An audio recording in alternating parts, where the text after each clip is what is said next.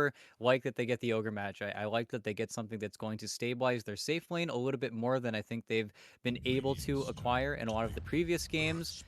In Earth Spirit, okay, the counterplay's coming. We're getting there little by little, but actually, I love this Earth Spirit pick versus the Invoker. Very few teams have gone for this Earth Spirit as early as I think Arkosh, and only Hokori are the other team who've picked up this Earth Spirit, and then El Misho plays it. But whenever you see a hero as immobile as the Invoker in the mid lane, now you have heroes flooding. Now you're being a little bit more active. Now you're playing that more rotate style of Dota that I think they didn't have any of in game one. They were so solid in their lanes and lanes that they unfortunately lost. So now there's a little gonna be that another level of activity that hopefully this is going to work out a little bit better for them.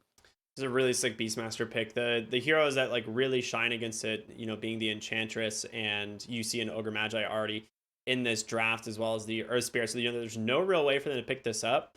They could opt for like the Phantom Lancer for the safe lane here, one of Pale Horse's better heroes, and it does match up so far pretty good this game against both the Invoker and the Beastmaster. But obviously, it is something you want to save probably until the last phase, rather than just picking up the Phantom Lancer here at the end of phase 2. But it is something that's got to be on the mind of Hokori. They're probably going to want to ban it out, or at least pick something that can deal with it. Yeah, and I can only imagine from Hikori, of course, when you first phase your mid laner, you can't be that tricky in the second phase, and they do have first pick, so being tricky is already even more difficult, but can only imagine Garda's going to look for his hero here. The Garda here that really just screams to me is probably his Treant Protector. Of course, he loves that hero so much. He plays it in almost every opportunity he gets.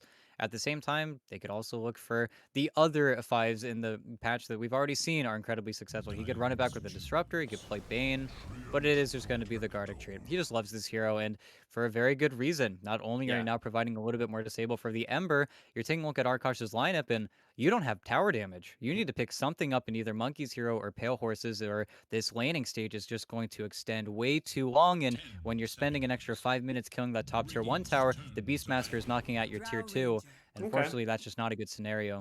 I So like the Drow. they grabbed the Drow. Yeah, I So like the this is Drow. what I was wondering. I was like, do you just pick something that punishes this Beastmaster lane? And I actually like this decision a little bit, saving Monkey's pick for last, but you do have to get some of the heavy counters out right now, which going to be the Phantom Lancer for the side of Arkosh. I mean, there's no way you can let that through in against a Drow Ranger. What's something else here from the safe lane you're worried about? Potentially the Faceless Void? Yeah, Faceless Void. Again, we have that same situation where your Oh, carry is going to Spectre. be Alacritied. Spectre was really good ban. Of course, that would just be the end all be all. Not only does Ogre not get to play Dota anymore, neither does the Drow Ranger. I'm trying to think of alone heroes that he does enjoy playing into this matchup because, of course, Drow just doesn't have too many bad situations. It's a very stable safe laner. Of course, once you get the Pike, a lot of your melee matchups kind of cease. And when it comes to the ranged matchups, you really need to find a hero that's going to very naturally build up items like the Scotty. I've only seen it really picked up in Southeast Asia, but heroes like the Slark are what people go for versus the Drow Ranger, where you have that nighttime vision, you're more of a killer, but I haven't seen, I don't think, any South American Slarks, at least so far in this tournament. Other than that, though, I'm scrambling a little bit for a nice hero pick. Like you said, the Void would also be pretty nice. I don't think you can pick a hero like the Morphling. It's something that a lot of these carries I've been relying on when it comes to the more static pushing type heroes like the Drow Ranger and the Luna, but I can't imagine you're going to want to play Morphling into Drow. That just doesn't sound right. I feel like Yeah. you just kind of die. You want a natural AC carrier. You want someone who's going to build an item like that. They could go for a hero like the Wraith King, which we've seen teams ban out, but not really pick. But at the same time, I'm still struggling to find that perfect hero. I think really Arkosh's bans are right on the money. Yeah, the PA Spectre banner are really good. I don't know why. Like for some reason, I hadn't considered the fact that Ember was there, so Phantom Lancer definitely off the table. And God, it is really just those two that are the big ones. Maybe okay, I was Yeah, like maybe you could go Drow. for a strength carry here that just tries to that goes Blink Dagger or something, and that's gonna be the Sven. So he's just gonna try and go in with the Beastmaster. Yeah, the only unfortunate thing is if you are stuck in these fights, it's in that same vein. It's when you think of strength carries that just go in. Sven and Tai are great at going in, but they're very bad at getting out. So if you Yeah. don't get your man, you are just going to die. You're going to get shredded by this Drow Ranger, and that's where I think we're going to bring it back to the initiation, whether or not they're going to find these disables. Of course, Hokori in their initiations, you do have Almisho win, which you're always going to be terrified of. He finds so many shackle shots, and especially playing with an Earth Spirit in the game, it does feel like you're going to have that target in front already presented for you, but they do go for the Okay. Pango. You are picking it into Treant Protector. It's I a was slight counter wondering as well if as the Beastmaster, but Yeah, I was wondering if they were going to go for the Bat Rider here since it was still in the pool, and it's definitely a Monkey's classic, good at scouting the Treant Protector, um, and it's decent enough in lane against the Sven. But the Pangolier, I guess they just needed more control, something that can be in front of the Drow Ranger, because really they don't have anything, right? It's just like this Ogre, and now it's going to be on Monkeys Forever to do what we like to call it as dangle for his team here. yeah, it's just going to be hard. They need to play these lanes so well. Crow is going to be able to give a little bit more damage than some of the fours we've already seen picked up today. It's another big benefit of the Earth Spirit, but at the same time, you miss your role, you miss your play, you miss your opportunity one or two times. These are level dependent heroes. When the plays get made, your game just feels so much easier. And when you do start to fall behind, that's where Hokori, they've got Beastmaster Aura, they've got Alacrity, they get so fast onto these towers and these pushes. And unfortunately, Arkosh, they've got a little bit of tower clear and a little bit of wave push. They've got the Drow Ranger with the split shot. They've also got monkeys with the swash. But unfortunately, if they just get dove and die, then there is no way to defend these towers. All right, we're going to jump into the game here. For those of you who are just tuning in, it is game 2 of Hokori versus Arkosh. Game 1 went the way of Hokori, so Arkosh, they do need to pull out a win today. They have to pull out a win here to try and keep their tournament lives on the line and force some of the tiebreaker rules against black and yellow, if I'm not mistaken. So each of these games very important for them. And Hokori, I think, after this last win, may have secured themselves the 4th upper bracket slot. So we'll have to double check, or at least close to securing the upper bracket spot. The only other team that would be contesting it, I believe, is going to be Lava, which is coming up right after this. So a lot on the line here for both these teams. Yeah, I think the other team, the third one thrown to that mix, is D2, but I think Hikori might have leapfrogged over them, but we'll have to see, because like you said, we need to wait till after this match is done, because we do have a Dota game right before us. At the same time, though, Arkosh, they've got to be feeling the pressure. This is a nice smoke, but unfortunately, nicer from El Misho, and yeah, just goes up the win run, already making the move to get out, but... He's out. No more slows coming through. No one else able to make the gap close, and you do force Wind Run level 1 out of the Wind Ranger, which is pretty decent. I mean, you can use it to trade effectively and just dodge right clicks in the lane, but I think a lot of times you are trying to pick up that power shot pretty early. Yeah, and it feels even nicer because you have a hero like Vitaly who can't ensure his own range creep CS, so maybe Arkosh play a little bit more up on that creep wave with the Drow Ranger knowing that, but we'll have to see. You're never going to be unhappy. The power spike for Wind really is level 3 when you have one in each of your spells, but until then, I think El Misho is just going to do what so many of these wins do and just get chased around by the 5. But no, Arkosh have swapped up their lanes to go for an aggro try, it looks like. Yeah, I was going to point that out. I'm not sure if you noticed, but they did rotate Pale Horse down to the bottom lane, and they want to play aggressive up into the Sven lane, leaving Monkeys Forever solo top here. For some reason, I don't know why Sven's name is the way it is, where it shows like G Pride is his actual name. I guess he has like too many sponsors listed there, but that is now G, which was the carry player for G Pride recently. So a little bit of miscommunication on my part. The DPC web, it's confusing, you know. Who knows? Everybody has their sponsor and their name, and everybody has their name and their sponsor, and then they mess up, and then they have to go back and change it, and then it locks, and then what do you do? And So then like we still haven't even heard about it. I mean, are we even having a DPC this year? Like we'll find out. Stay tuned, everyone. If we don't have an announcement by tomorrow of like the dates for the DPC qualifiers and all, we're in a really bad spot because chances are qualifiers are this next weekend. We're like less than 7 days away from qualifiers most likely, and teams don't know. And teams just don't know. That's the worst part.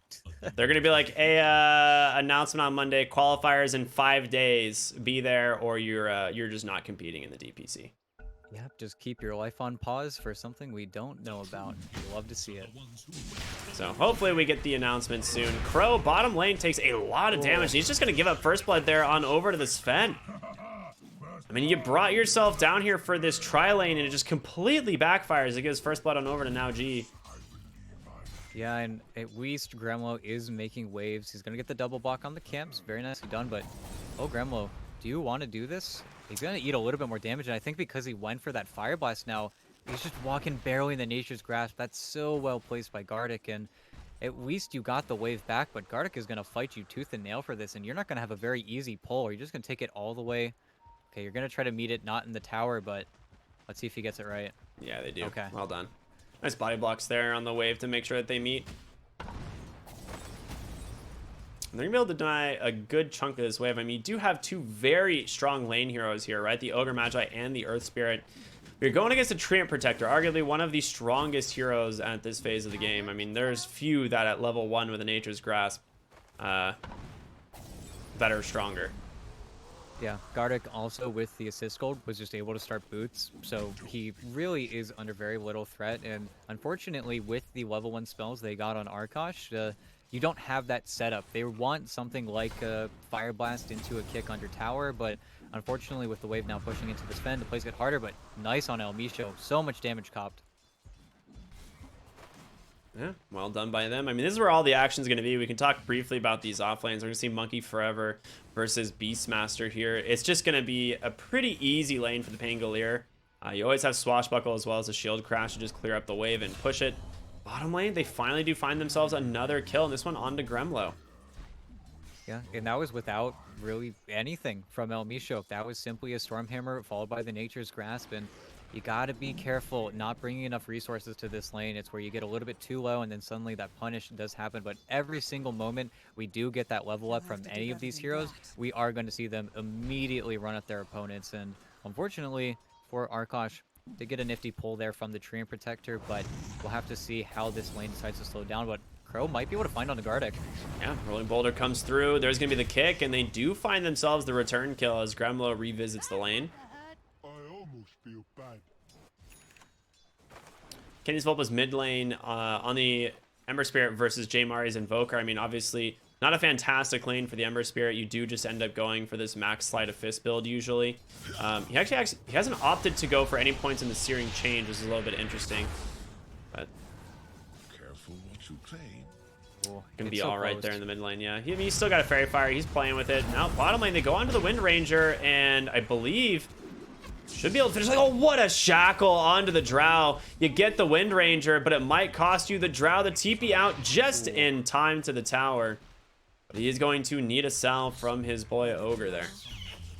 Yeah, that is so tight and so close. Really well played from Pale Horse there, and even almost more well played from El Misho, but it's just these tight decisions, and as soon as they get these small level ups, it's just immediately running at your opponents, and that's where maybe a hero like the Invoker can tip the tides even more in Hokori's favor, but that's also where I was wondering when Crow was going to get active here. Jamar's got to be so careful, but I mean, he can go invis. The question is, like, does he want to commit the mana? It's a 200 mana cost spell almost this early into the game.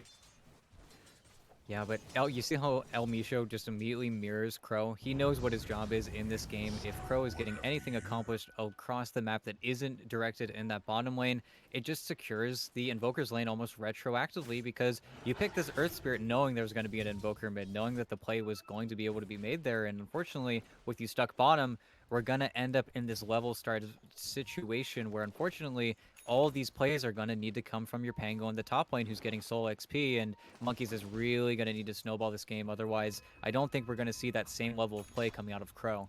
Yeah, absolutely. Monkeys does have the Orb of Destruction right now. I'm curious what he ends up itemizing for later. You do have the Helm of the Dominator, of course, being built on the Beastmaster. That one's pretty cut and dry. Like, nothing out of the ordinary there. Bottom lane, you managed to find Gardic. You achieve harmony. Another kill going the way in the bottom lane. 2-3. Pretty close overall, though, as there is a slight net worth advantage going the way of Hokori here.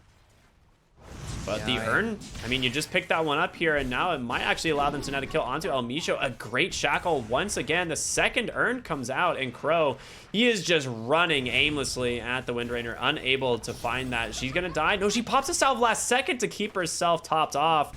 Very nice play there from the Wind Ranger. She's going to make her way back to the base. Now Gremlo being chased down by Gardic and the Sven. No Stormhammer available and no Nature's Grasp, so he's going to be fine. He'll make it back to the lane. Yeah, it's pretty hilarious. It's just G pushing in the wave, then running over to help his supports time and time again. At the same time, whenever Pale Horse can't approach the wave, he goes over and helps his supports. It's a very funny song and dance. But top, oh, Vitali with the roar. That was Crow's TP as well. Oh, what a nice way to disengage. And that's what you would expect, right? Anytime you go for this roar in the Pangolier, you're just going to get caught by the roar. Now, it does put the roar on cooldown, and it is much longer than the Pangolier's Rolling Thunder, but the rotation in from Canis Vulpus and the DD rune, they're going to try and be able to take down the Beastmaster. Swashbuckles on through, falling incredibly low. Canis Vulpus, he gets caught by that tornado, and he needs to swash dodge that. Remnants on over. They do get it. It's a 1-for-1 trade, grabbing that Earth Spirit, but there's the power shot. Comes right through from El Micho as it ends up being a 2-for-1. Took him a lot longer to kill that Beastmaster, I think, than they expected. No, they just get a really good rotation coming in from El Micho and Jamari. Jamari with the perfect tornado, and unfortunately, every single fight that this Ember Spirit now shows up at, you have to be so careful with how you commit your spells, because you lose the damage from the Flame Guard. He does get the kill at the end of the day, but it just takes way too long. And like you were saying, every time that roll does come out, you are going to receive the roar if you do try to make the play into the Beastmaster, but that's where this Invoker being the X factor, you do have your Helm of the Dominator, and unfortunately, I don't think Monkeys is necessarily want to come back up here. And you see him in the bot lane. That is a 2-man Stormhander. Yeah. He's going to go ahead and try and chase after the Sven here, and they will find him in the trees, and that is a great rotation from the Pangolier. You talked about it earlier, how he really needs to carry out this game and be active, and getting a kill there onto the Sven is a big one. Top lane, they will lose the tower there. The question is, can they push the bottom one? I mean, this thing is completely topped off. Gardic has not allowed them to get onto this tower at all. Yeah, and this is where the Gardic games begin. When you can't kill this bottom tower, he just stays here for so much time. He ends up sapping a lot of XP and net worth away from the rest of his teammates, but as long as he's not dying, he's doing his job extremely well, and it's something he's done, I think, in most of his games of Dota. He's just so experienced on this hero, and that's where the collapse onto the mid lane is suddenly a problem that Arkosh needs to really interpret. Do you rotate everyone out of bottom to then deal with mid? Do you try to trade out those towers? It just means that Hokori are going to very naturally gain more space, especially for the Sven, who now doesn't need to be concerned with that bot tower defense. He has way more avenues to find his farm, and that's where a very less greedy lineup with heroes like the Invoker, it just means that you're not going to be taking very much from him. Invoker is going to go ahead and TP to the mid lane. It looks like they do want to try and collapse here onto Canis Vulpus. He has an Invis rune, but the roar waiting on the backside, and there it is. Canis Vulpus does go Invis. They're going to catch Gremlo as he rotates in as well, so see what they can do. They will run right into him. The Shackle right on the money. The roar to follow with the EMP.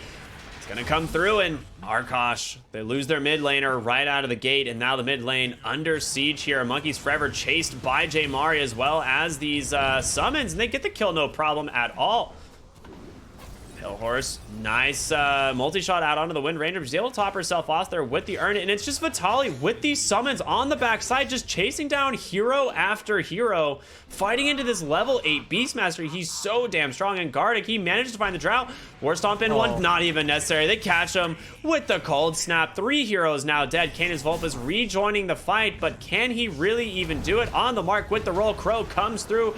Remnant on the mark, but he's still alive for now. Canis Vulpus continuing the chase. He pops the dust, and Jamari will eventually go down. Crow costs him his life. Gremlo rotating on in, but you gotta be careful. The War Stomp comes through. The power shot actually off the mark there, but Canis Vulpus, he's got a slight. He can use it, but he's just dead. Double kill for the Beastmaster. This man, he doesn't stop for anyone. Monkeys Forever coming back in. Swashbuckle through into the Rolling Thunder. He's gotta save this fight. We'll take down the Beastmaster El Micho. I can't imagine he catches up. Well, he will indeed. Swashbuckle in a couple seconds. Nice shackle, but not on the mark. And Monkeys Forever grabs himself a double. Man, that is so important for Monkeys Forever to get those kills, but also just shows how helpless they are versus the summons. There's absolutely nothing that these supports do. It's why they went for this hero choice, but it's unfortunate that Monkeys has to wait for his respawn to make that play. If he doesn't get clipped by that EMP on the initial jump on that Ember Spirit the first time, none of that happens. He is their answer versus this Zoo, and unfortunately, every single time he gets caught out like that, it just is an unfortunate situation, and there's no time for him to go back to base and get his man in a lot of these situations. And man, El Micho, every single time with these power shots, he's just hitting so much damage onto this backline, and Vitali's back, and I don't think you have to stay here. You need to start running away, and again, Shackle. He's just caught. Yeah, the stomp comes through, dead. and he's dead. It's just, again, Vitali. I mean, the last fight, he did 5,000 damage on this Beastmaster just running these boars and this Centaur at people. Like, they just, like you said, there's no answer. The Drow really needs a lot of items to be able to deal with these. Kansas was finally just going to pop the haste through, and he's tired of this. On bottom. Oh, no. Oh no, that is really bad, but maybe it'll allow them to take down Vitali. Monkeys, he's got to be the one that runs back around. All right, no, Crow will finish it off. They are looking at the summons now, but mid lane, Gardic in trouble, but there's going to be the Overgrowth holding this Ember Spirit in place. Power Shot comes through as well. Canis Vulpus, he's got a Sleight of Fist. He gets it off, but he still ends up dying a 1-for-1 in that mid lane there. Oh, man. But you're out of resources on the side of Arkosh. And Gremlo, he's still just getting berated. Oh, what a shackle. With Focus Fire coming through from El Micho, right? There's no way he survives, right? Or that Gremlo dies here is what I would think, but Tornado EMP just goes down anyway. They just got the answers, man. It's just every hero falling one at a time here for Arkosh. And then Vitali comes back, and the big drawback of this hero in the Beastmaster is that you need time to get set up. You need to wait for your boars, you need to rotate your creeps around, but unfortunately they keep looking for this fight in the mid lane, and finally they kill a little bit of his summons, but they just gotta move the fight to somewhere else. They need to take it to the bot lane, they need to force it around somewhere where they can actually take an engagement that they can win, but man, this Invoker and Wind just keep making plays, but maybe Crow can do something here, but I think Pale Horse is dead regardless. Super dead. Spirit Vessel preventing so much of the regen there from those wand charges. And yeah, you get the Invoker. Maybe you can get El Micho here as well. And they do a nice proc on that Javelin, actually giving Canis Vulpus that extra damage. And they find themselves 2-for-1, but look at the Drow Ranger, man. Like, compare yourself to the Sven. You're like 2,300 gold behind. Yeah, this is all time that you just are on the other side of the map, farming, looking towards your Blink Dagger. Now, once the Sven gets his Blink Dagger, how do Arkosh handle that? There's just nothing that they can do to really cease any of the aggression coming out, and that's where Monkeys, he's gone for the build-up with the Maelstrom. He knows that he is the creep push. He's the way that they defend this mid-tower for as long as they can, but as soon as he commits that Rolling Thunder, that's where Hokori have the freest time ever. That is their strongest and really their only tool versus Vitali, and unfortunately, he just doesn't stop. He's just back mid, but Rolling Thunder back mid though. Monkeys, he comes in. He doesn't get the roar off in time, and that will allow them to find the kill onto the Beastmaster. Now El Micho on the run. Pretty dang fast. Monkeys Forever trying to continue the chase though. Gets the disarm. Nice swashbuckle, but an even better shackle.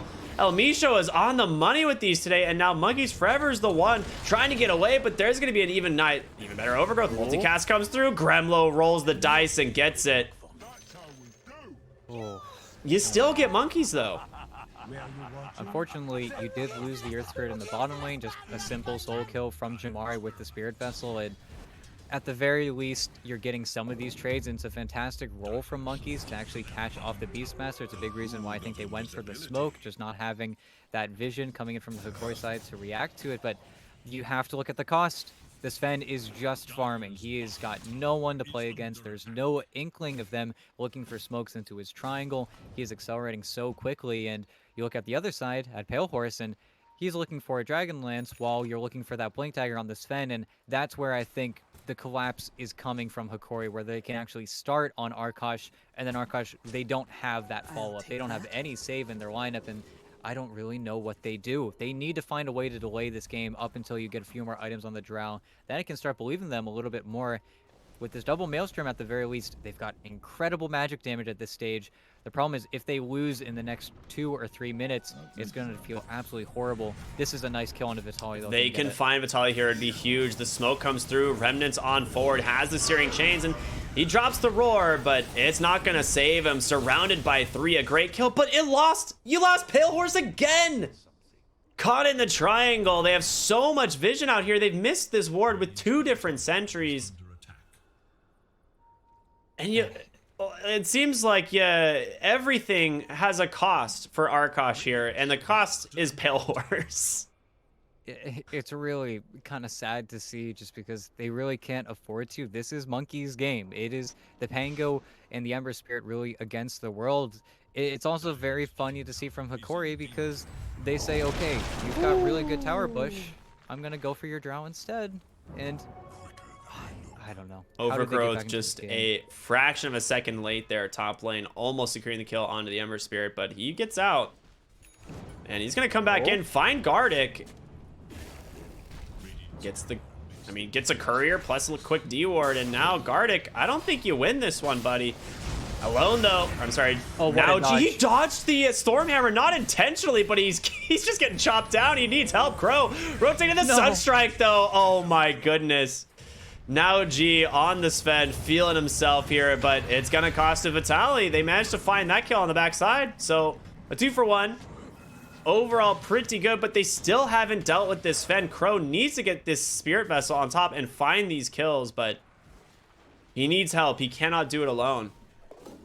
Yeah, at the very least, this game is getting incredibly chaotic, and Vitali is slowing down incredibly so. He's really kind of moved past his timing. I think Arkosh did a really good job of playing around that Beastmaster, and to the point where now Monkeys is looking at a Blink Dagger, and then we can see that counter initiation. It's very realistic for Monkeys to actually hold up this Sven in a lot of these fights.